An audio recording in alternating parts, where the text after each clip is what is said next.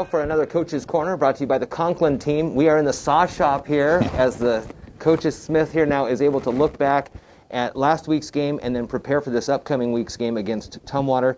Tough loss against WF West when they came to Highclimber Stadium this past week. What do you take from there and move as you go to Tumwater Stadium for a tough Thunderbird team? Well, we played a good football program in Chehalis. You know, historically, they've been in the playoffs every year. They've been one of the top 10 teams in 2A over the last few years. We knew we had a big task at hand. And, you know, we went into halftime down 25-13. And we talked about those middle 8. And the middle 8 is the last 4 minutes of the first half and the first 4 minutes of the second half. And when we talk about those middle 8, we want to win those middle 8 minutes. And we did. We scored right before halftime. We were down 25-6. And we scored to make it 25-13 going into half. So we won the 4 minutes in the last 4 minutes of the first half. And then we came out and we knew we had to kick them the football. And we got that interception. And then we go down and score. And with 5:48 left to go in the third quarter, it was 25-20. And we thought we had momentum. Momentum was on our side. We felt good about where we were at. We won those middle 8. We talked about those middle 8. And then we go into the last 5 minutes and 48 seconds, and I look up at the scoreboard, and it's 53-20. Mm-hmm. They had scored 28 points, and it was kind of like the Titanic, right? Mayday, the ship is sinking, and we couldn't get in those life rafts fast enough to get off that field. They scored in 2 plays.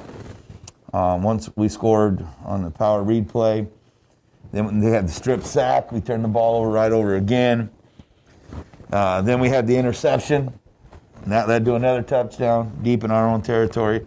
And then they kicked the ball, and it went off our kid's chest and right back to them. And in 5 minutes and 48 seconds, they had scored 4 touchdowns, 28 points, and we couldn't recover. How do you get the kids to kind of just shake that off and move on to looking ahead to this week?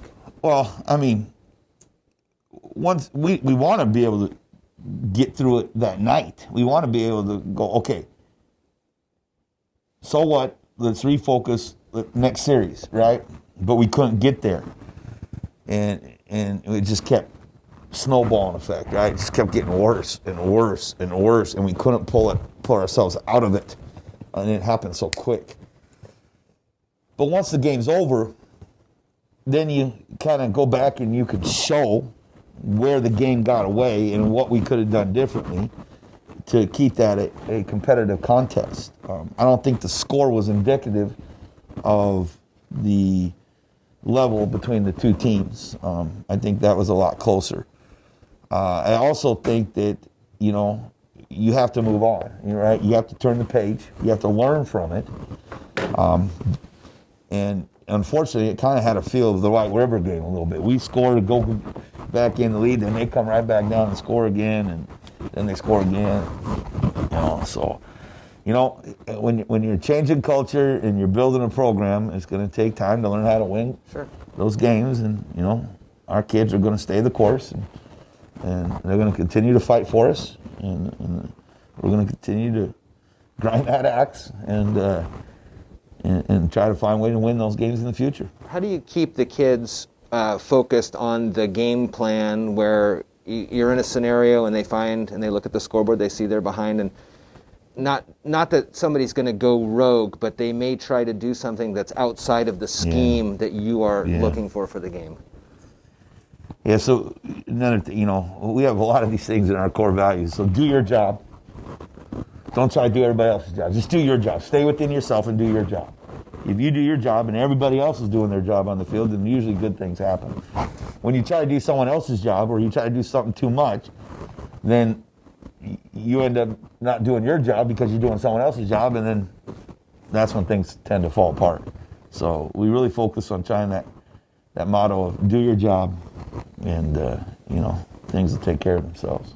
This week, Tumwater, you're heading to Tumwater Stadium to take on the Thunderbirds, who have traditionally been a tough team here. You kind of know what Tumwater does. They don't necessarily change their offense over the last, decades, but that also can help them kind of hone those skills. But at the same time, you're able to look at years and years of video footage and show the kids, hey, be aware of this, or look for this possible scenario. Yeah, there's two things that, in my opinion, that are very key for Tumwater. One is their belief system in what they do is phenomenal. I mean, they understand, they know who they are, they understand who they are, they know what they want to do, they know how they're going to go about their business, and it's just kind of like Novocaine. Give it time, and it's going to work, right? So that's the first thing. The second thing is that they don't do a lot, but what they do really, really well. Their execution is very, very good. Now, if you look in the history of time with wing T teams, if they can't do those things, then they don't have much to go back else to.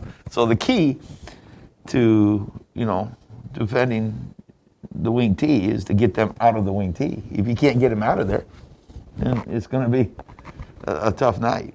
And they won't get out of it. They get out of it when they want to get out of it. Right. So, they've got some really good athletes. Their quarterback manages their offense really well.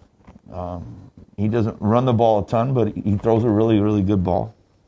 They got 3 running backs that touch the ball. They got 2 big tight ends that they can split out, who are Division I type football players.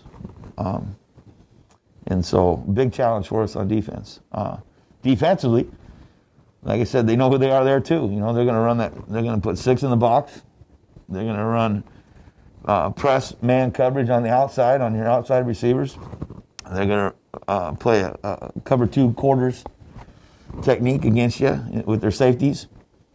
And they're going to have that overhang to your strength. And so, we got to be able to box 6 with 6 up in the box. And if we can do that, then we have a chance. If we can't do that, then it's going to be rough. So it's the good thing about it is they had a bye. They have a bye last week. So there's only 13 teams in the state of Washington that are going to get the opportunity, if they make it to the state championship game, that are going to get a chance to play, and we're one of them. Yeah. We get to play, possibly a state champion football team and measure up and see how you do. So, that's kind of exciting. We talked to the kids on Saturday. We're going to give you this slogan. And it's going to be the same words said 2 different ways. Oh, crap. We got Tumwater. Oh, crap. We got Tumwater. Sure. Right? Yeah. Same words. Said 2 different ways. One was like, Yeah. The other one was, let's go. Yeah. Let's go. Right? So, who are we? Are we going to go in there the first way, or are we going to go in there excited?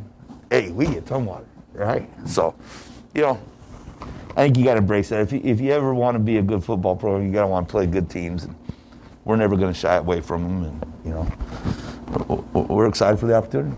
Well, we'll find out what happens Friday night at 7 at Tumwater Stadium. There is plenty of room at Stadium to go and visit and cheer on the high climbers. If not, you can watch the game on MasonWeb TV with Dedrick Allen and Jerry Apple with the calls. This Coach's Corner is presented by the Conklin Team. Thank you, Coach. Yep, thank you. Good to see you. Yep.